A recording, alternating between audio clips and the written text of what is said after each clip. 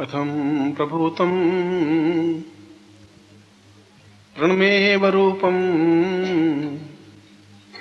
गुरुर्वै सहम्यम सददेव नित्यम अचिन्त्य रूपम मपरम अदैव देव्यं परेशां प्रणमं परेशम। शास्त्रों में सैकड़ों ग्रंथ, हजारों ग्रंथ लिखे गए हैं, कोई एक या दो ग्रंथ नहीं। जब चारों वेदों की रचना हुई तो उन वेदों को समझने के लिए उपनिषदों की रचना हुई, उपनिषद लिखे गए। और 108 उपनिषदों में भी वे ऋषि अपनी पूरी बात नहीं कह पाए। उन 108 उपनिषदों की वजह से ही हमारे माला के मन के 108 होते हैं, इसलिए 108 की संख्या हम शुभ मानते हैं। और उन 108 उपनिषदों में या ग्रंथों में गुरु उपनिषद सर्वश्रेष्ठ माना गया है, क्योंकि जब वशिष्ठ ने यह कहा कि उपनिषदो वै गुरुर्वै सताम यु, अगर सब कुछ प्राप्त करना है तो गुरु उपनिषद के अलावा कोई ग्रंथ प्रामाणिक नहीं है।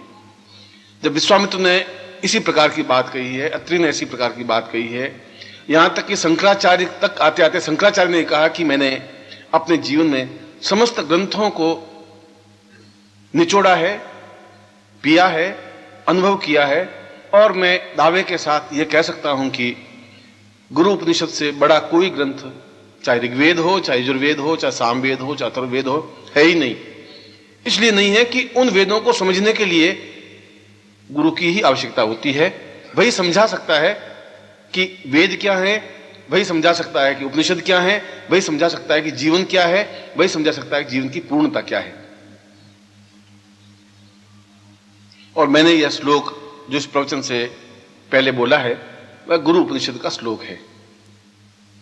और इस श्लोक में बहुत ही उत्तम कोटि की बात कही गई है। उत्तम कोटि की बात इसलिए कि ठीक इसी श्लोक को शंकराचार्य ने भी कहा अपने शंकर भाष्य में, जो उनका सर्वश्रेष्ठ ग्रंथ है और जिसको आज पूरा संसार, उनकी फ्रेंच में अनुवाद हुआ है, उसका इंग्लिश में अनुवाद हुआ है, उसका सभी भाषाओं में अनुवाद हुआ है। कठिन ग्रंथ है, फिर भी इस बात को स्वीकार किया है अंग्रेज विद्वानों ने और अमेरिकन ने और फ्रांस ने और जर्मनी ने भी, जापान ने भी, कि इसमें जो कुछ तथ्य है वो अपने आप में अद्वितीय है।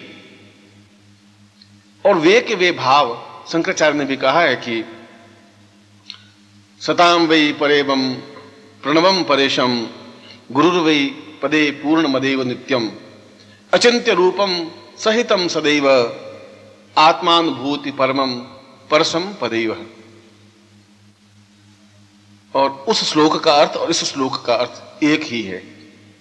और वो श्लोक लिखा गया आज से 40,000 साल पहले, ये श्लोक लिखा गया आज से 3,000 साल पहले। इसका मतलब 37,000 सालों तक ये विचार हमारे शास्त्रों में मंथन करता रहा कि यही जीवन का सार है, यही जीवन का आधार है, यही जीवन की पूर्णता है। ऐसा इस श्लोक में क्या है? क्यों इस श्लोक को इतनी महत्ता दी गई है? इस श्लोक में यह बताया गया है कि व्यक्ति अपने आप में पूर्ण है ही नहीं। पूर्ण तो प्रभु पैदा करता है। जब एक गर्भ में बालक होता है तब वह पूर्ण होता है। इसलिए पूर्ण होता है कि बहुत अच्छा सुसज्जित, इसके भाष्य की बात कर रहा हूं मैं, श्लोक तो अभी बाद में बोलूंगा, या श्लोक का अर्थ तो बाद में करूंगा। इस श्लोक का भी भाष्य किया गया, श्लोक का भी सरल अर्थ किया गया, उस सरल अर्थ का भी फिर सरल अर्थ किया गया, तब लोगों को कुछ समझ में आया। उसने कहा कि बालक जब गर्भ में होता है तो उसको वैसी ही सुख सुविधा होती है जैसी किसी करोड़पति को अपने ड्राइंग रूम में बैठने पर होती है। ड्राइंग रूम में भी न सर्दी लगती है न गर्मी लगती है, एयर कंडीशन होता है, हीटर लगा होता है, एक सोफा लगा होता है बहुत अच्छा, किसी प्रकार की उसको तकलीफ नहीं होती है, और भोजन की चिंता नहीं होती, खाने पीने कमाने की चिंता नहीं होती, सब कुछ सुविधाएं होती हैं। ठीक ऐसे ही सुविधा उस गर्भ के बालक को भी होती है। कोई तकलीफ उसको नहीं होती, न सर्दी न गर्मी न बरसात, न चिंता न परेशानी न तनाव। और उसके बावजूद भी वह उन सब सुखों को लात मार करके जन्म ले लेता है। इसलिए उसको पूर्ण माना गया। इतनी सुख सुविधाओं को लात मार करके और उस कोलाहल भरे विश्व में, क्योंकि जन्म होते ही सैकड़ों बंधन उसके गले में पड़ जाते हैं। जो जिस मोमेंट में पैदा हुआ, जिस मिनट में पैदा हुआ, 7:41 में पैदा हुआ, और 41 मिनट में ही उसके 200 बंधन पड़ गए। एक ने कहा मैं तुम्हारा चाचा हूं, ये बंधन। दूसरे ने कहा मैं तेरा पिता हूं। तीसरे ने कहा तेरा मैं मां हूं। चौथे ने कहा मैं तेरी दादी हूं। पांचवें ने कहा मैं तेरी नानी हूं। छठे ने कहा मैं तेरा मामा हूं। अब बंधन ही बंधन। अभी तो पूरा 1 सेकंड नहीं हुआ है, इतने बंधन तो उसके गले में पड़ गए। और ज्यों ज्यों जन्म लेता रहता है, बड़ा होता जाता है, त्यों त्यों और बंधन उसके शरीर को जकड़ते रहते हैं। वो कहती है मैं तेरी प्रेमिका हूं, वो कहती मैं तेरी पत्नी हूं, वो कहती तू मेरा पिता है। अंतिम क्षण तक उस बंधनों में जकड़ा हुआ और चिता पे जाकर सो जाता है। इसलिए जन्म से पहले वो ब्रह्म है, जन्म से पहले वो निर्विकल्प है, जन्म से पहले इसको किसी प्रकार का कोई मोह नहीं है। मोह नहीं है, इसीलिए उस सुख सुविधाओं को, उस आनंद को, इसलिए उस गर्भ के बालक को ब्रह्म कहा गया है। और गर्भ के जन्म लेने के बाद में उसको मनुष्य कहा गया है। इसीलिए उस क्षण जब जन्म लेता है तो एक क्षण में जब उस वातावरण से इस वातावरण में आता है, उस उन्मुक्त भाव से जब बंधन के भाव में आता है तो बहुत व्यथित होता है, बहुत दुखी होता है, रोने लग जाता है, चिल्लाने लग जाता है, चीखने लग जाता है। और फिर ठीक वैसी हालत होती है कि फिर वही दास गुलाम सा बन जाता है। एक जंगल के शेर को पकड़ करके लाए और पिंजरे में डाले, ताजा बिल्कुल शेर जंगल से, तो बहुत चीखता है, हुंकार भरता है, सींग से तोड़ने की कोशिश करता है, उछलता है, कूदता है, रोता है, चीखता है, उसके बाद शांत हो जाता है। ठीक वैसा ही मनुष्य शांत हो जाता है। अब यहां इस श्लोक को प्रारंभ करते हैं यहां कि फिर इस सारे बंधन को वापस उस स्टेज पे कैसे पहुंचेंगे हम बंधन में ही अगर मर जाएंगे, गुलाम की तरह ही मर जाएंगे, कैदी की तरह ही मर जाएंगे, तो मैं आपको ऐसा उपदेश नहीं देता हूं कि आप सब बंधनों को छोड़ दें। शंकराचार्य कह रहे हैं, मैं ये भी उपदेश नहीं देता हूं कि तुम सब ये छोड़ छाड़ करके और एक भगवान का भजन कर लो, उससे सब कुछ हो जाएगा, यह भी नहीं कह रहा हूं। वो शंकराचार्य कहते हैं कि सब कुछ अपने आप में कुछ प्राप्त नहीं हो सकता, मगर यदि पूर्णता प्राप्त ही नहीं हुई तो जीवन का मर्म क्या, जीवन का अर्थ क्या, जीवन का सार क्या, जीवन का आनंद क्या? फिर अगर तुम ये सोच रहे हो कि तुम जीवन का आनंद ले रहे हो तो तुम्हारी मृत तृष्णा है, ये तुम्हारी गलती है। हम कभी अपने आप में एडजस्ट होने की कोशिश करते हैं कि हम बहुत सुखी हैं, मगर सुखी आप इसलिए हैं, उस सुख को तुमने देखा नहीं इसलिए इसको सुख मान रहे हो। तुमने उस आनंद को देखा ही नहीं थी, इस आनंद को तुम कैसे कह सकते हो कि ये अपने आप में पूर्ण आनंद है, पूर्ण सुख है? तुम्हारी जगह, तुम्हारे मकान में जहां तुम अपने आप को बहुत सुखी अनुभव करते हो, वहां पर किसी करोड़पति को रख दें तो वो कहता है कैसे कह दो, 2 कमरों के मकान में कैसे रहेंगे, ये बहुत गड़बड़ है, यहां नहीं रह सकते, कोई सुविधा नहीं, कोई सुविधा नहीं है। वो दुखी महसूस कर रहे, आप सुख महसूस करें, इसलिए कि आपने उस जीवन को नहीं देखा भौतिक दृष्टि से। जिसने जीवन को आनंद अनुभव किया ही नहीं, जिसने जीवन में परमहंस अवस्था को प्राप्त नहीं किया, जिसने अपने जीवन में साधना की नहीं, जिसने अपने जीवन में उस ध्यान में, उस मेडिटेशन में गया ही नहीं, वो कैसे समझेगा कि मेडिटेशन क्या चीज होती है, ध्यान का आनंद क्या है? जब तुमने कोई चीज खाई नहीं तो उस चीज का आनंद भी आप कैसे अनुभव कर सकते हैं, वर्णन कैसे कर सकते हैं? जिसने अपनी मिठाई नहीं खाई तो मिठाई का वर्णन नहीं कर सकता, खाने के बाद कह सकता है कि अच्छा है बुरा है। इस श्लोक के पहले अर्थ में कहा है कि यह सार तत्व, क्योंकि उस बंधन से उस आनंद तक पहुंचने की जो क्रिया है, अगर वो प्राप्त नहीं हुई तो फिर जीवन व्यर्थ है, फिर तो कीड़े मकोड़ों वाला जीवन है जो हर एक जी लेता है। तुम जीवन जी नहीं रहे हो, तुम भोग रहे हो, यह अंतर है। मैं जीवन जी रहा हूं, तुम भोग रहे हो, ये डिफरेंस है। भोगने और जीने में अंतर यह है कि तुम हर हालत में दुखी होते रहते हो। नौकरी में 4 दिन नहीं गए तो घबराहट की गवर्नमेंट, वो क्या करेगा अफसर। पत्नी जोर से बोली तो घबराहट, 2 दिन पत्नी नहीं बोले तो भी घबराहट, तो क्या हो गया इसको? हम पूछें भाई तेरी तकलीफ क्या है, तुम क्यों नहीं बोल रही है, काय की गुस्सा हो गई है? तो तकलीफ, बोले तो तकलीफ, नहीं बोले तो तकलीफ, संतान हो तो तकलीफ, संतान नहीं हो तो तकलीफ, बुढ़े माँ बाप घर में हो तो तकलीफ, नहीं हो तो तकलीफ, पैसा ज्यादा आवे तो तकलीफ कि गवर्नमेंट आ जाएगी, इनपुट टैक्स आ जाएगा, चोर आ जाएगी, डकैत आ जाएंगे, और नहीं हो तो तकलीफ। और तुम नहीं उस तकलीफ में अपने सांस लेते रहते हो और बहुत सुख महसूस करते हो। बहुत वो कुत्ता जिसके गले में पट्टा बंधा होता है, बहुत अपने आप को गर्व से ऊंचा उठ के चला जाता है कि इस गली के कुत्ते में कुछ नहीं है, मैं बड़ा हूं कि मेरे गले में पट्टा है। वो भी उस अकड़ के चलता है, अब ये नहीं कि तेरे ऊपर जंजीर बंधी हुई है, पटार हाथ में उस जंजीर लिए हुए तेरे साथ चल रहा है, तू मतलब अकड़ के चलता है। और जो ही वो कुत्ता गली का भौंकता है वो फट उसके गले में पांव में आकर खड़ा हो जाता है। अगर पट्टा बंधे होने से ही जीवन में आनंद आता हो तब भी उसको कुत्ता ही कहते हैं, शेर नहीं कहते। शेर के गले में पट्टा नहीं होता। जो जीवन में बंधन, तुम अगर आकाश में उड़े ही नहीं तो तुम आकाश का आनंद भी नहीं ले सकते। आकाश का आनंद क्या है? एक तोते को पकड़ा बहेलिये ने, पिंजरे में डाल दिया।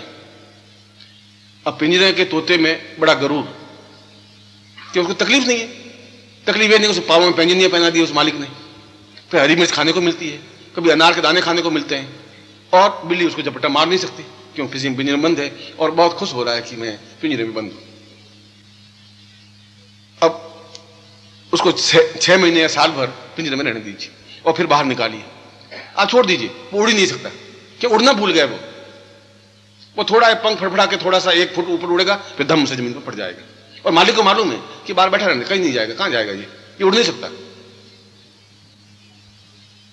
और तुम्हारी हालत भी वैसी हो गई है, पिंजरे में बैठे हो और पिंजरे के सींग चाहिए। एक पत्नी है, बेटे हैं, एक घरवाली है, एक आसपास के लोग हैं, चाचा हैं, चाची हैं, चारों तरफ तीलियां बंधी हुई हैं। तुम बहुत, कभी तुम्हें अनार के दाने खाने को मिल जाते हैं, कभी हरी मिर्च खाने को मिल जाती है और बड़े खुश हो।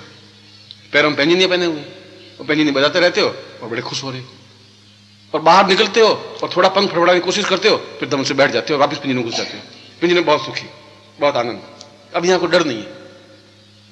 ये सब तो सही है, मगर उस आकाश में उड़ने वाले तोते की तुलना तुम नहीं कर सकते। वो आनंद कुछ और है, जो पंख फैला करके 1 मील तक उड़ के चला जाता है।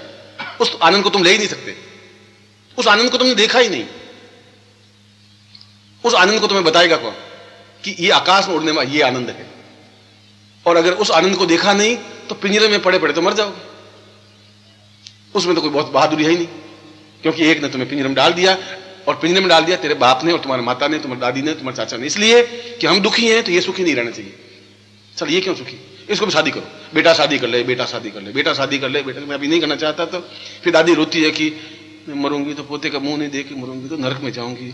बेटा एक बार पोते का मुंह दिखा दे। तो बेटा बहुत बहादुरी से खड़ा होता है कि ला शादी कर ले, अभी पोते का मुंह दिखाता हूं। और साल भर में सारे काम धाम छोड़ के पोते का मुंह दिखा देते और बहुत बहादुर, बहुत खुशी। और घर में डोल डमक इसलिए बजते हैं सारा ठीक फंसा। हम तो फंसे हुए थे ही, अब तुम भी साला रो, जिंदगी भर रोता रहे, कमाता रहे, खिलाता रहे। पिंजरे का तोता है तो अब क्या, तुम फटफड़ा के जाएगा ही कहां? अब कहां जाएगा? अभी तक तो चिंता थी कि कोई भगवान कोई गुरु मिल गया बीच में और साल उड़ा के ले गया तो क्या करेंगे। अब वो निश्चिंत है, अब तो कहीं जा सकता। अब वो बाहर जाता है तो चलते है कि बाहर रहूंगा तो पत्नी मर जाएगी मेरे बिना। शाम को बेचारी 5 बजे इंतजार करती रहती है, और तुम चिता पे सो के चले जाओगे तो इंतजार कुछ नहीं करेगी। वो तो दूसरे दिन खाना खाने लगेगी, 5 दिन तो खाना खाएगी गारंटी के साथ में। तुम्हारा ही एहसास है, इसलिए तुमने उस आनंद को देखा नहीं। शंकराचार्य कह रहे हैं कि आनंद को नहीं देखा, उस आकाश में उड़ने के आनंद को नहीं देखा, तो फिर जीवन का वो पिंजरे में पड़े रहने का आनंद नहीं है। उसको कौन समझाएगा कि तुम्हारे जो पंख मर गए हैं उन पंखों में ताकत तुम्हें कौन देगा? कैसे मिलेगी ताकत? तुम्हारे पास तो ताकत की विद्या नहीं है। और तुमने एक इस नल के पानी को पी करके जिंदगी पार कर ली, कुएं के पानी को पी करके या तालाब के पानी को पी करके। ज्यादा जोश खाओगे तो गंगा का पानी पी लोगे। मानसरोवर का पानी तुमने पिया नहीं कभी। स्वच्छ, एकदम शीतल, 75 मील लंबी झील, 1-2 मील नहीं, 75 मील की कल्पना करिए। इतनी लंबी, इतनी चौड़ी झील, इतनी गहरी की 250 फीट गहरी, और इतना साफ पानी कि आप एक सिक्का डाल दीजिए पानी के अंदर तो 250 फीट नीचे भी उसके अक्षर पढ़ लीजिए सिक्के के कि उसमें 1975 लिखा हुआ है। इतना साफ पानी आपने जिंदगी में देखा नहीं, ऐसी झील भी आपने देखी नहीं। इसलिए नहीं देखी, आप हंस बने ही नहीं। जब हंस नहीं बने तो मानसरोवर जा नहीं सकते। कौवे बन सकते हो, बगुले बन सकते हो, और बगुले हो। हंस के भी सफेद पंख होते हैं, तुम्हारे भी सफेद पंख हैं। और एक बार हंस ने और बगुले ने बहुत कोशिश सोची कि चलो हंस उड़ता है, अपन भी उड़े, इसमें मेरे फर्क क्या है? इसके भी चौंच है, मेरे भी चौंच है, इसके सफेद पंख है, मेरे भी सफेद पंख है, ये भी पक्षी है, मैं भी पक्षी हूं, इसमें कौन सी बड़ी बहादुरी होती? हंस उड़ा, बगुला भी उड़ा।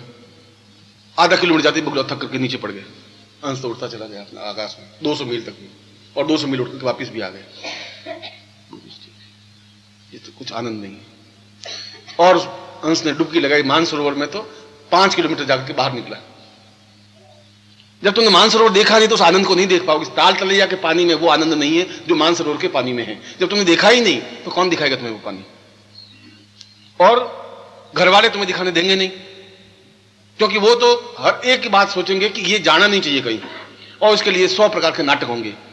पत्नी रोएगी, चीखेगी, चिल्लाएगी, कहाँ जाते हो, उन गुरुओं के पास कुछ नहीं है, तुम घर में क्यों नहीं रहते हो? चाचा कहेगा तुम दिमाग खराब है तुम्हारा, अरे कुछ नहीं है, वो तुम्हें ठग रहे हैं, मूर्ख बना रहे हैं, कमाओ धमाओ, देखो हम जब नहीं गए तो हमारा क्या बिगड़ गया, हम कौन से मर गए, तो तुम भी नहीं मरोगे, तुम कहाँ जा रहे हो? वो सोचता है कि क्या करे, वो बेचारा मन मार के बैठ जाता है। और फिर भी जाने की कोशिश करे तो पत्नी भूखे रह जाएगी, मरने लगेगी, बेहोश होने लगेगी, नाटक करेगी, और तुम सोचोगे चलो अभी नहीं, अगली बार जाएंगे, और फिर अगली बार जाएंगे, फिर अगली बार जाएंगे। फिर एक मार्ग में एक बहुत सुंदर स्त्री मिलेगी जिसका नाम मृत्यु है, वो आपको थपकी देकर के सुला देगी। इस जिंदगी फिर गुरु नहीं मिलेंगे भी नहीं। इसलिए नहीं मिलेंगे कि तुम में वो ताकत नहीं है, हिम्मत नहीं है। जब डुबकी लगाने की तुम में ताकत आएगी नहीं तो उस गहराई को देख भी नहीं सकोगे। उस समुद्र के किनारे, उस जो बंबई का समुद्र है या मद्रास का समुद्र, उस किनारे बैठ जाइए तो जो लहर आएगी तो कुछ घोंगे लाएगी, कुछ कंकर पत्थर होंगे, वहां कुछ सीपी होगी, उनसे झोली भर के मर के चले जाओगे घर में।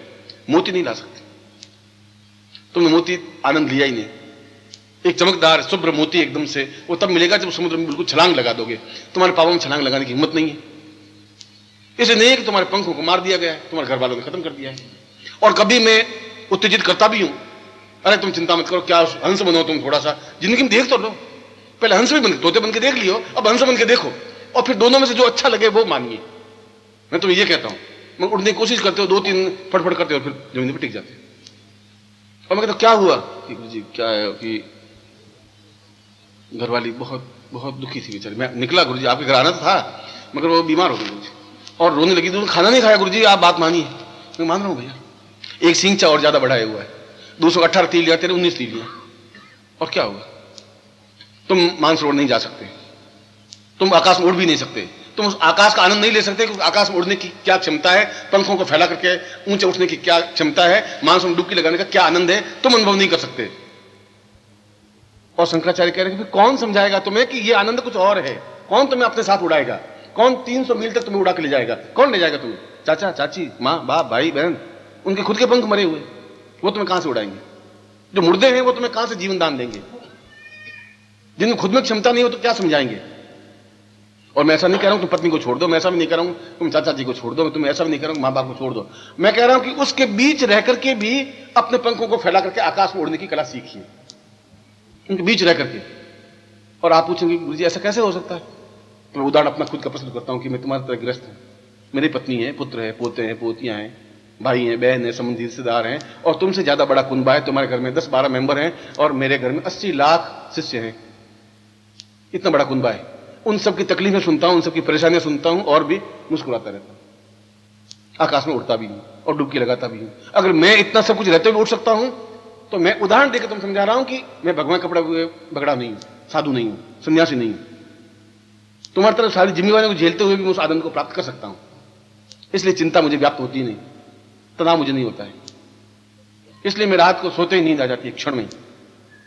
इसलिए चेहरे पर एक ओज है, एक लुनाई है, एक मस्ती है, और मैं तुम्हारे चेहरों पर भी वैसी चाहता हूं। शंकराचार्य कह रहे हैं कि यह सब कुछ तुम्हें गुरु ही समझा सकता है, तब जब तुम अपने आप को पूरी तरह से गुरु को अपने आप में स्थापित कर दो, गुरु को पूर्ण रूप से अपने आप में समाहित कर दो।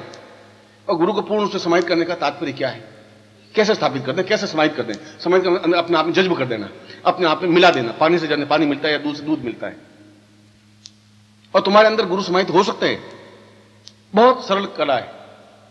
और प्रत्यक्ष समाहित होने से कितना फायदा होगा कि जो कुछ ज्ञान तुमने प्राप्त किया ही नहीं, वो ज्ञान अपने आप मिल जाएगा, तुम्हें मिलेगा, क्योंकि वो ज्ञान का लेकर के तुम्हारे अंदर समाहित हो गया है। इसलिए एक गरीब घर की लड़की जिसके घर में खाने की रोटियां नहीं, और एक लखपति से शादी कर ले, तो शादी करते ही वो लखपति बन जाती है। आधा सेकंड लगता है, जो ही शादी हुई वो स्त्री भी लखपति कहलाती है। जो ही तेरी मेरी शादी हो जाएगी तो जो कुछ मेरा ज्ञान है, जो कुछ आनंद है, वो सब तुम्हें प्राप्त हो ही जाएगा, क्योंकि तुमने मेरे साथ शादी की है। इसलिए कबीर ने कहा है कि हे राम, मैं तो राम की बहुरिया। वो कह रहा मैं राम की बहुरिया हूं, उसकी बहू हूं। क्योंकि जब राम मुझके अंदर व्याप्त हो जाएंगे तो वह सब कुछ मुझे मिल जाएगा जो राम के पास में है। और इसीलिए फिर भी कह रहा है कि गुरु गोविंद दोनों खड़े काके लागू पाए। इतना होने के बावजूद भी बलिहारी गुरु आपने गोविंद दियो बताए। वो गुरु को कह रहा है कि आपकी बलिहारी, आपकी कृपा है, आपकी मेहरबानी है, आपकी वजह से मैं गुरु को देख सका हूं। मगर कबीर फिर भी ये कह रहा है कि कबीरा ये घर प्रेम का, ये गुरु शिष्य का घर जो है ये प्रेम का घर है। पैसे देने से गुरु का घर नहीं मिल सकता। कबीरा ये घर प्रेम का, खाला का घर ना है। खाला माने मौसी, मां की बहन। शीश उतारे भूमि धरे वो पैसे घर मांगे। इस गुरु के घर में, गुरु के हृदय में तो वो पहन सकता है, वो घुस सकता है जो पहले अपना सिर उतार दे, एकदम अपने आप को न्योछावर कर दे, देखा जाएगा, चैलेंज ले ले, वो इस घर में घुस सकता है। जुआरी घुस सकता है, वो चैलेंज वो लगा देता दाव पे, लगा अपनी पूरी जिंदगी दाव पे लगा देता है, 5 लाख में दवा लगता है, वो या तो इस पार डूब जाएगा, इस पार चल जाएगा। शंकराचार्य करके ऐसा समर्पण जब मानस में आएगा, जब सिर को उतार करके, और सिर को उतारने के 2 अर्थ हुए। सिर माने घमंड, बुद्धि, मेरे अंदर बुद्धि है कि, और तुम्हारे पिता के अंदर बुद्धि है कि ये गुरुजी क्या करेंगे, ये तो गुरुजी खुद घर में बैठे, ये मेरे और बेटा बिगड़ जाएगा, मेरे घर से ही जाएगा। उनको चिंता ये नहीं कि कुछ सीख लेगा, उनको चिंता ये कि घर से चला जाएगा, ये गुरुजी घर में बैठा रहेगा, 4 दिन नौकरी नहीं करे, 4 दिन तनख्वाह कट जाएगी। उनको रोना अपने खुद का स्वार्थ का है, तुम्हारे लिए रोना नहीं है। तुम्हारे लिए परेशान होते तो फिर जो तुम मरते, तुम्हारे पीछे वो भी मरते। तुम अगर चिता में जाते तो वो भी 4 आग में कूद कर मर जाते, एक भी मरा नहीं। पिछले 400 इतिहास में तो कोई मुझे मालूम पड़ा नहीं कि कोई स्त्री पीछे डूब के मर गई। रोती है, झींकती है, नहीं रोई तो लोग कहेंगे क्या तुझे दुख नहीं है क्या, क्या गड़बड़, पति मर गया, क्यों नहीं रोती? तो पीछे और चीखती जोर जोर से, अरे तुम चले गए, मेरा कौन होगा, मेरे क्या होगा, अरे अब मेरा क्या होगा। अरे 2 दिन खाना खा लेती, ये खाना गले उतर नहीं रहा है, क्या करें, खाना पड़ता है, खा ले भाई, 5 दिन 10 दिन उसमें नहीं गए। और तुम अहंकार में डूबे हुए थे कि बस मेरे बिना पत्नी का गुजारा कैसे होगा, मेरे बिना बच्चों का क्या होगा। ये अहम को सिर कहते हैं, ये घमंड को सिर कहते हैं कि मेरे बिना क्या होगा। इसको उतारे, पहले शीश उतारे भूमि धरे, छोड़ दे उसको, वह इस प्रेम के घर में पहुंच सकता है। ये समर्पण का भाव, इसलिए शंकराचार्य ने उस श्लोक में यह कहा है कि अपने आप में पूर्णतः सन्यासी बन जाए, गृहस्थ रहते हुए भी सन्यासी बन जाए, कुछ चिंता नहीं करे। एक साल भर का देख ले, या तो 1 साल में डूब जाएंगे, जिंदगी भर कह देंगे कुछ नहीं, गुरु के घर में, गुरु के पास जाने से कुछ फायदा नहीं है, या तो ये कहेंगे चैलेंज के साथ कहेंगे, या कुछ ऐसा बन के जाएंगे, हंस बन करके चले जाएंगे, बता देंगे कि ये हंस बनने का ये आनंद है। ये सब जो बगुले हैं मेरे घर में, उनकी अपेक्षा मेरे पंख ज्यादा शुभ्र हैं, ज्यादा सफेद हैं, ज्यादा मजबूत हैं, ज्यादा ताकतवान हैं, उड़ने की मुझमें क्षमता है। ये तब हो पाएगा, तुम अपने घर में रह करके ये सब कुछ प्राप्त नहीं कर सकते, उस घर में पैंट करके कर सकते हो। और पैंटने की क्रिया तब है जब तुम सब कुछ दे दोगे तो अपने आप में गुरु को प्रत्यक्ष कर दोगे।